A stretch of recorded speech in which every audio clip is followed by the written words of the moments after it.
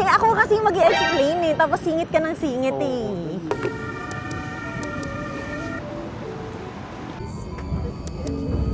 Ba, hindi ko makita yung sarili ko. Anyways. Nakakalimutan ko yung street na UST sa likod. Not nga hospital, clinic. Ay, clinic pala. Bakit tayo nag-private for Cara? Ganito ba yung mga doktor sa Vienna? As in, Wait lang kasi ang daming tao. O-on ko nga tong ano, ba't napapatay? So kung 50 a month lang yung binabayad mo, tapos 100 to 200 a month yung kailangan mong bayaran every month. I think ang isa sa mga hacks na natutunan namin so far with going to a public hospital.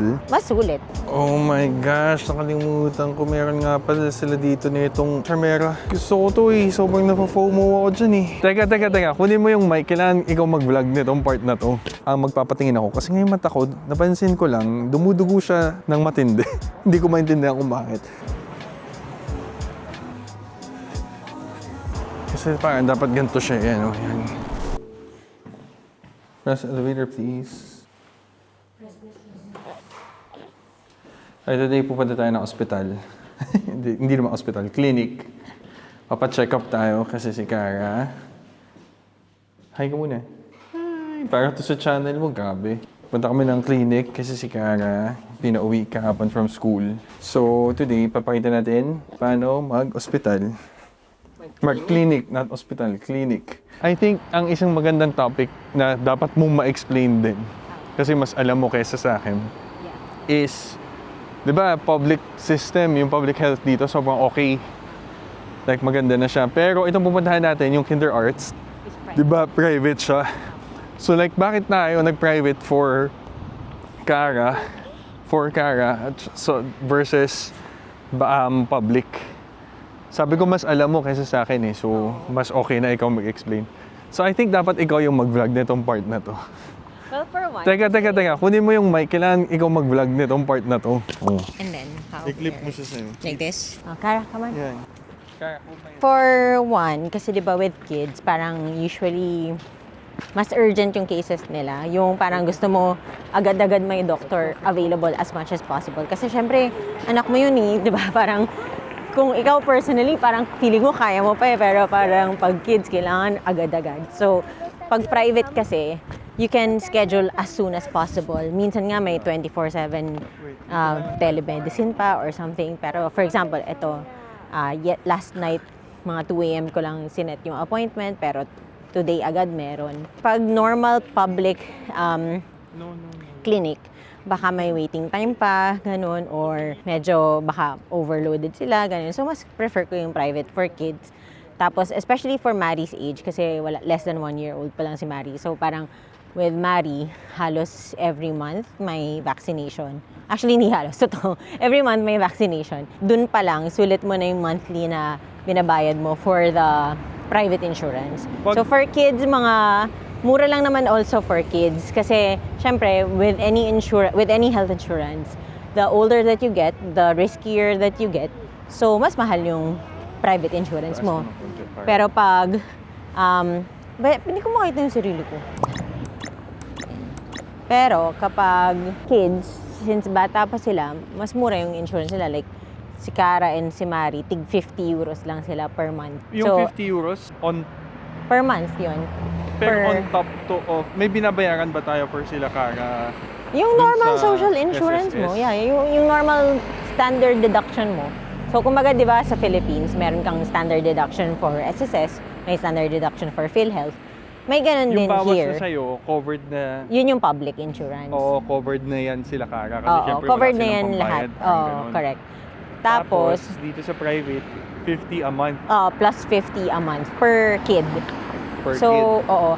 For example, yung doctor's fee every month for the vaccination, umaabot ng mga 100 to 200 So yung sometimes. 50 covered yun. Pero may Oo. may mga vaccine na sinasabi nila na Yung ito vaccine hindi to itself covered. is free.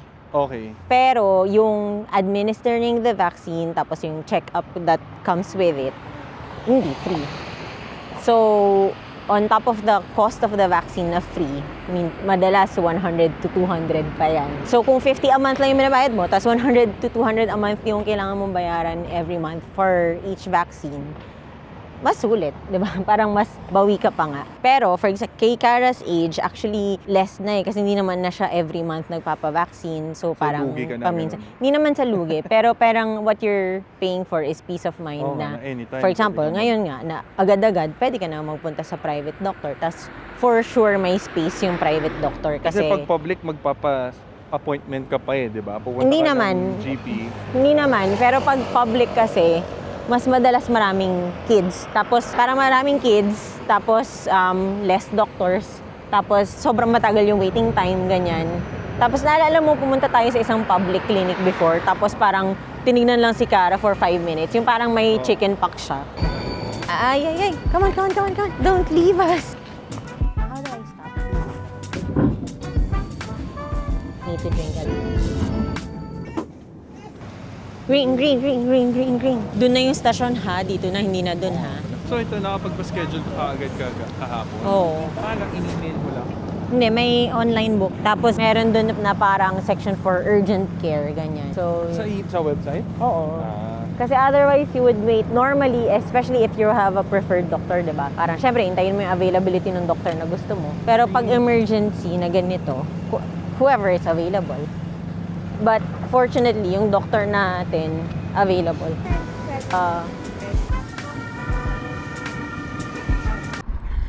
Pero naalala mo yon yung clinic sa 5th District na...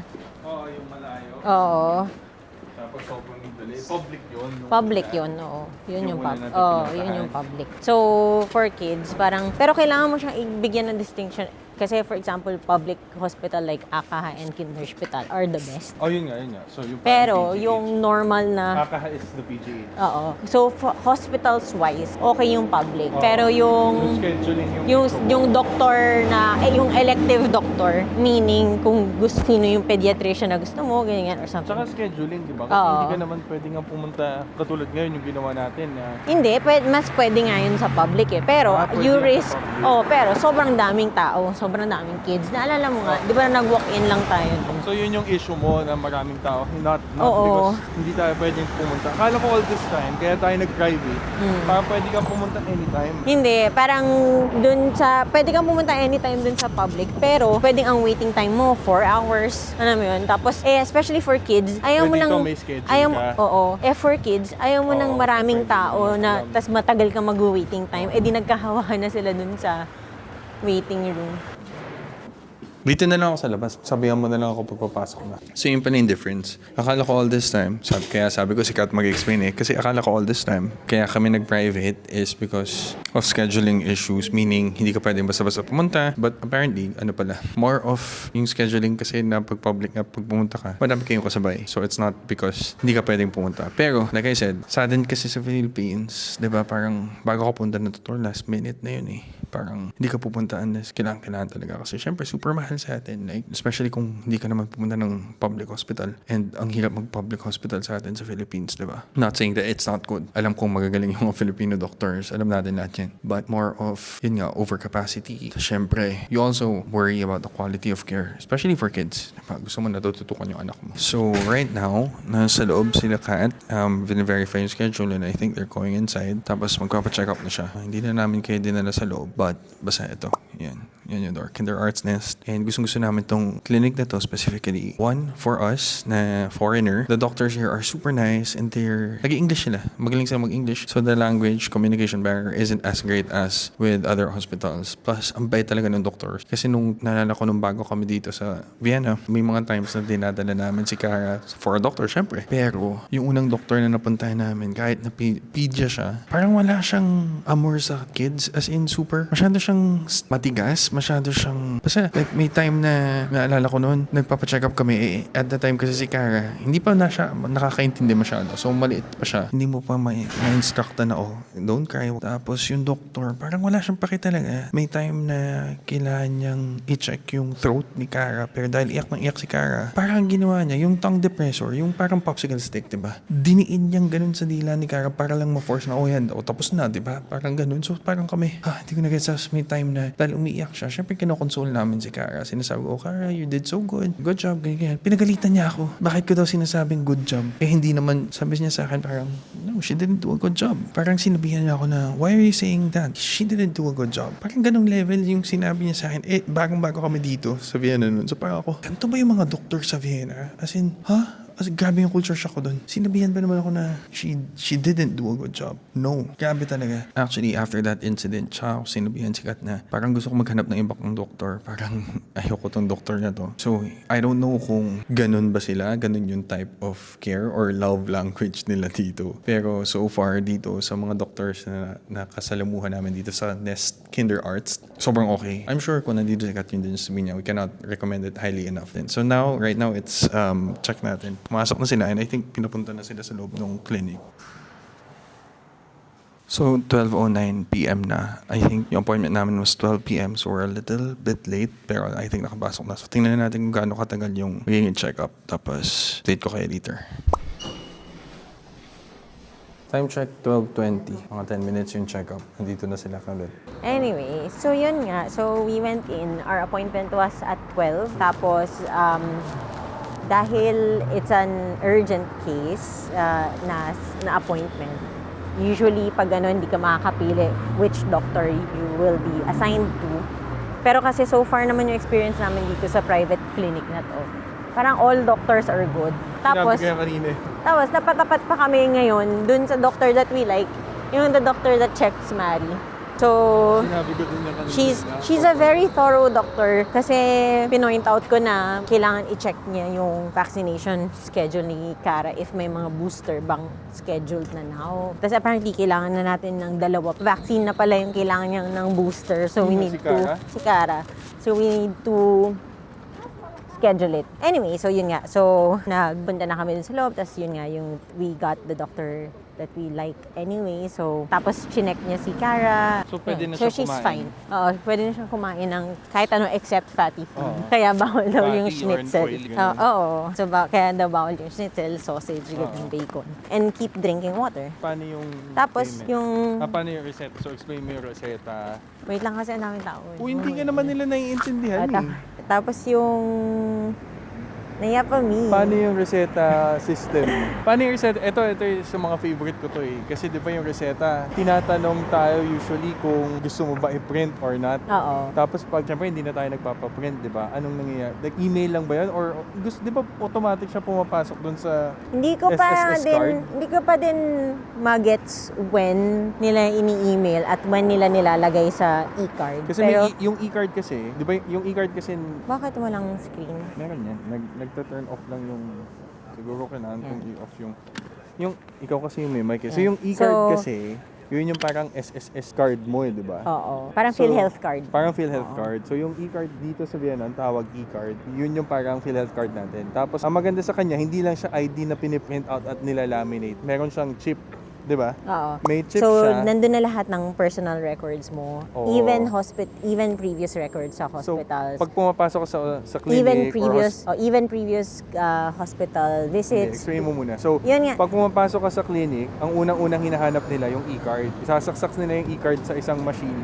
Tapos dahil nga may chip yung e-card, automatic, makikita nila kung yung data sa loob ng card, kung may mga reseta or yung previous check-ups mo, history, lahat nandun na. So, sobrang siyang magic. That's why hindi mo na kailangan mag-fill out ng mga forms pag pumupunta ka sa clinics or sa Oo, hospitals. As in, Card automatic lang, na no? yun. Pagpasok mo, Oo. hingin lang yung card, hindi Hingin ka na na yung card. nag-fill up. In any hospital. So, even if wala ka pang history in that specific hospital, as long as meron ka nung e-card mo, nandun na lahat ng data mo. Oo. Supposedly. Tapos, once na may nireseta na gamot yung doctor, they will just load it on the chip ng e-card. Tapos, punta ka lang sa pharmacy and then present the e-card and then they will give you na the medicine na Tapos, nireseta. O, di ba, parang automatic siya pumapasok. So, kung may reseta, automatic siya pumapasok dun sa e-card. Oo. Tapos, pag pumunta ka ng pharmacy, hinihingi lang din ng pharmacist yung e-card mo. Sasaksak lang din nila dun sa machine. So, pag pumunta ka ng pharmacy, ikaw mag-explain na sa'yo. Kasi ako kasi mag-i-explain eh. Tapos singit ka ng singit eh. Kasi ang advance mo mag-explain eh. Hindi. Kasi nga, in-outline ko nga siya in my head eh.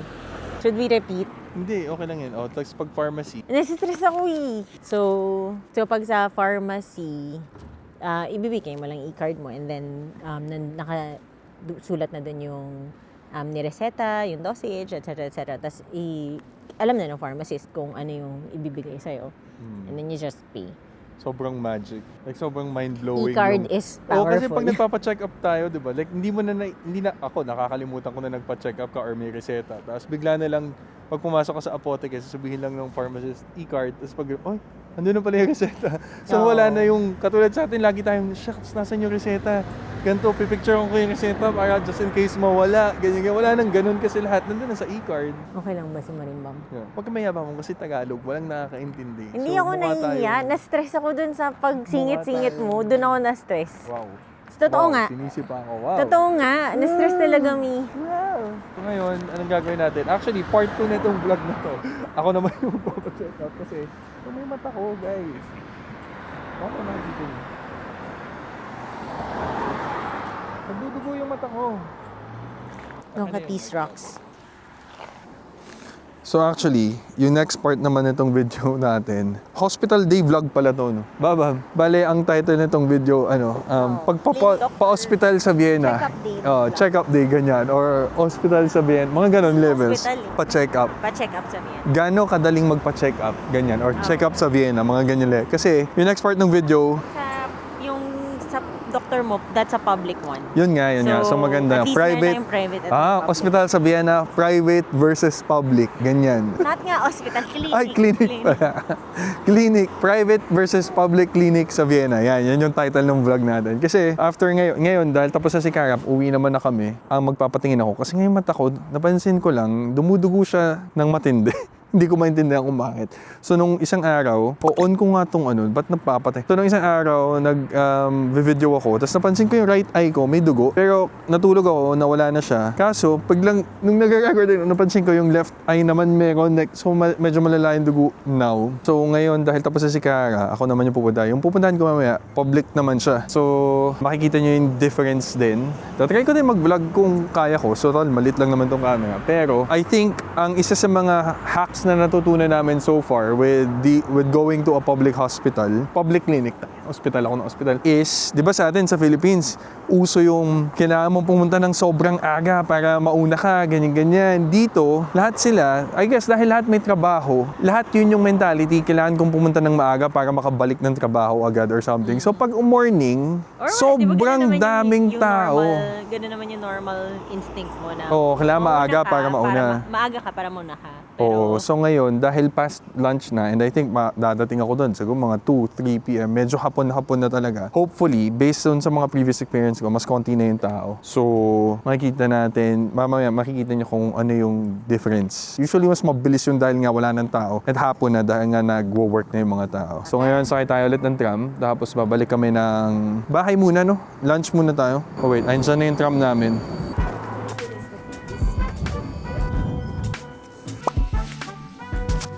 Siguro maglalakad na lang ako all the way. Hindi na ako sasakay ng tram. Kasi yung clinic namin, yung doctor na pinupuntahan ko, dala ko ba yung ID? Dala ko ba yung e-card ko? Kakasabi ko lang kanina na e-card is amazing.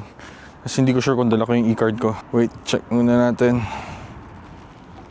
Okay, dala ko. So iniisip ko, imbes na sumakay ako ng tram, one stop away lang kasi. Hindi rin naman, wala din kasi direct access sa tram yung clinic. So sabi ko, sige, lalakad na lang ako para makapag-vlog din.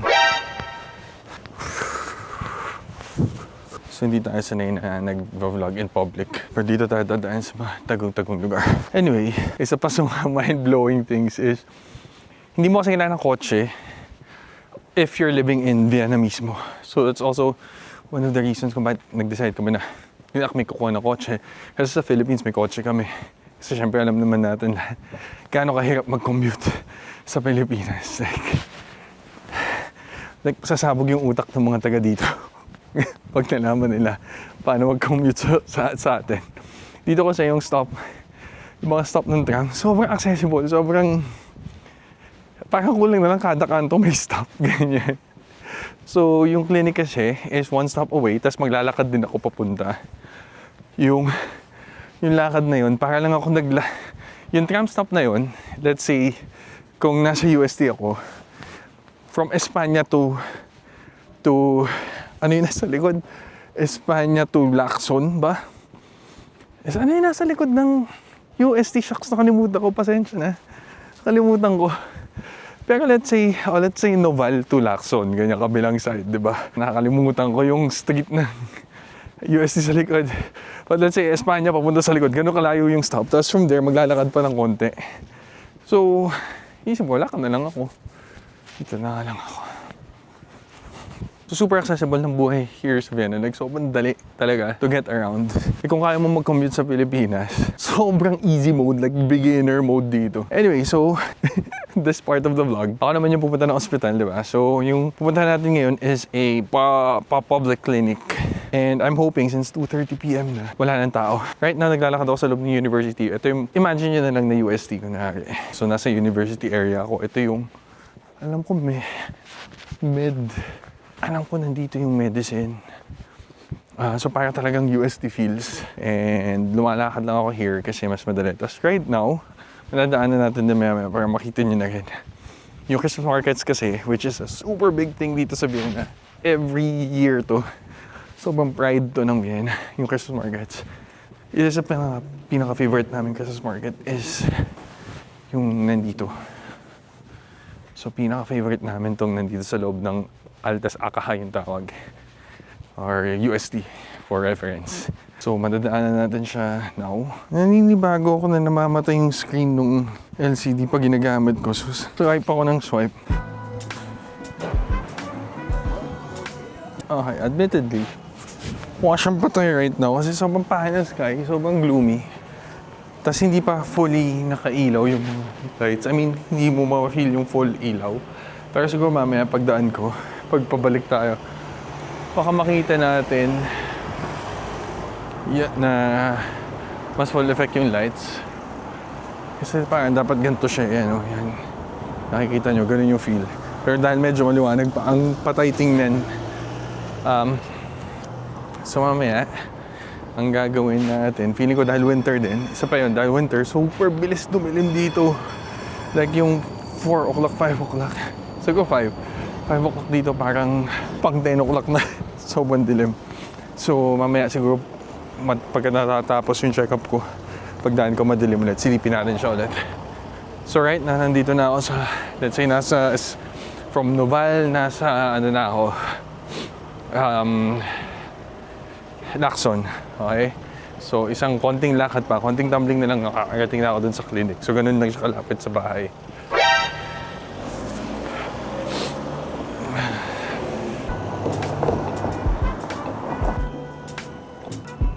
Oh my gosh, nakalimutan ko. Meron nga pala sila dito nitong Charmera. Gusto ko to eh, sobrang napafomo ako dyan eh.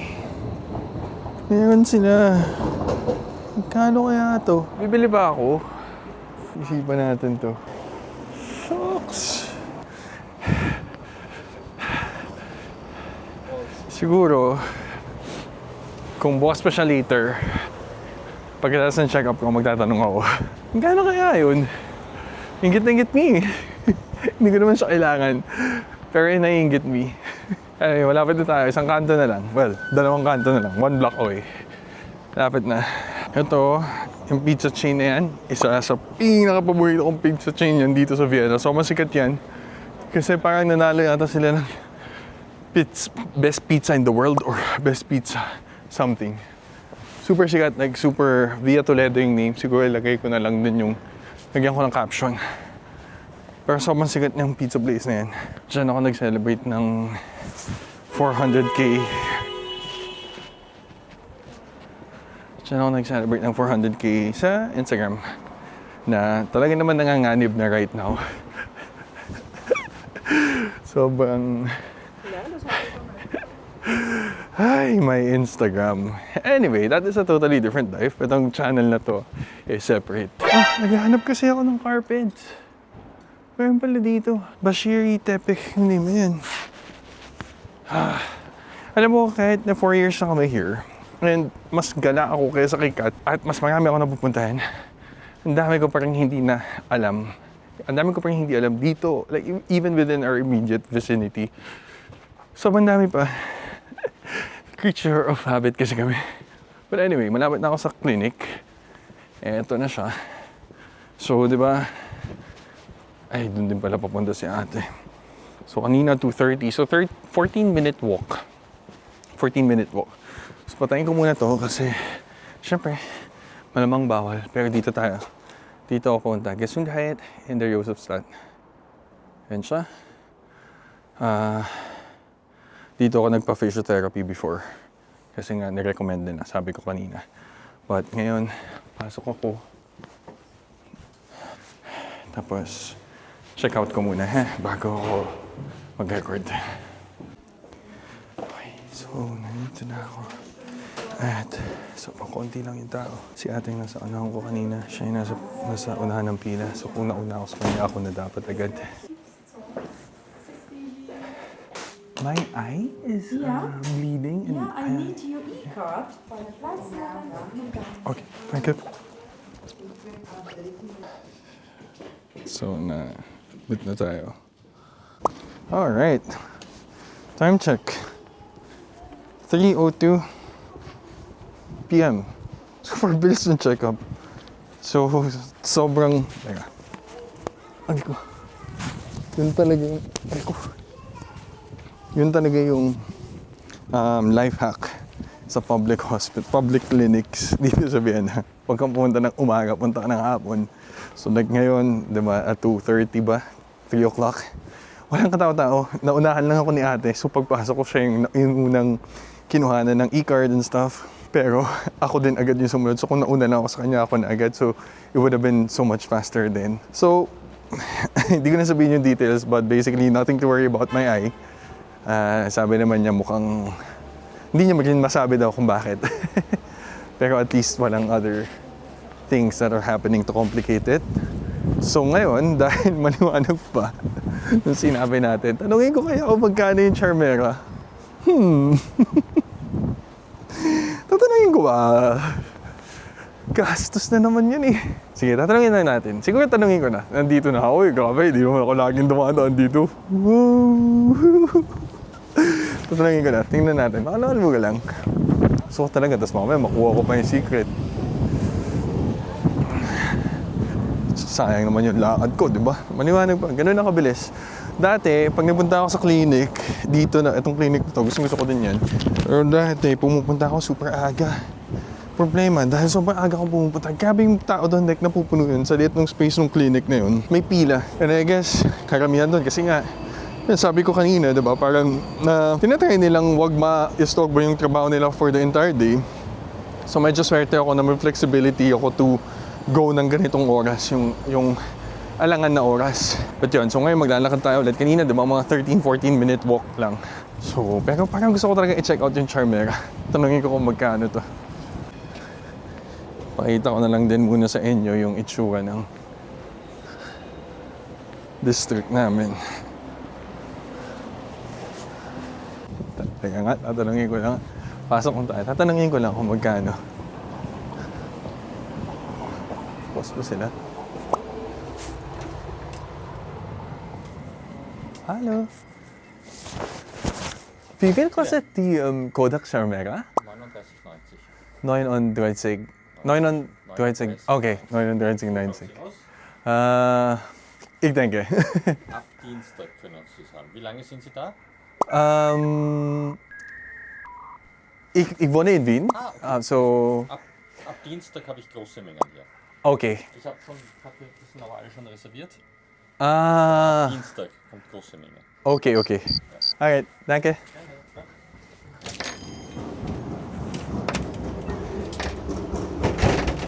Ab Dienstag from Tuesday. 39. Ayun siya, oh.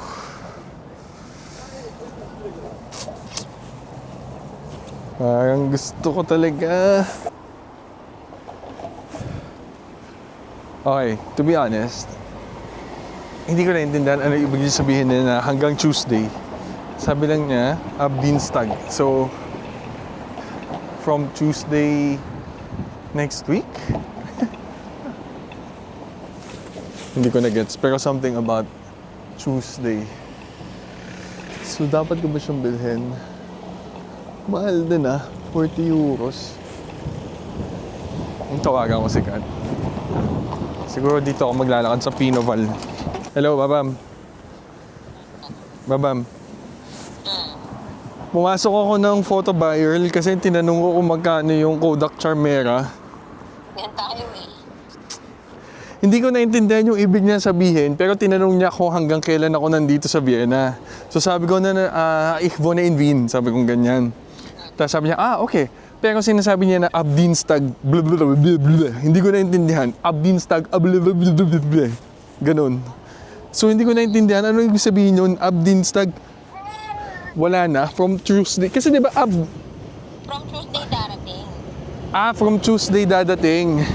Kasi yung, pero may mga stock siya eh. May pinakita kasi siya na ito, and dito siya, ganyan. Pero Abdienstag daw. Baka padaling pa lang yung stocks. Kung kailan. Pero tinanong ko kung magkano, sabi niya, 9 on Droitzig. 9, 10. Basically, 39.90. 9 on Droitzig. 9 on Droitzig. So, 39. 40 euros. 40 euros yung Charmera. Ay, parang naka-makeup ka. Ba't ganun? Hindi ako naka-makeup. Hindi ko ba naka-makeup? Anyway, wala naman daw. Nakita mo ba yung message ko? Teka, sige na, malapit na ako. Bye-bye. Abdienstag. So, I guess stocks. Siguro sinasabi niya stocks. Ito lang meron ako ngayon. Pero sa Tuesday, marami na to. Kaya niya tinatanong ko hanggang kailan ako. Anyway, that's it, I guess, for the vlog. Kasi yung point naman ng video today is the public and private clinics. And hopefully, nagka-idea kayo kung paano siya dito sa Vienna. Kasi super important yan. Ito yung mga bagay na grabe, like malaking adjustment as a foreigner living in Vienna. Isa sa mga favorite coffee shops ko. Coffee Pirates. Anyway, I guess yun muna for today. And see you guys in the next vlog. Ciao!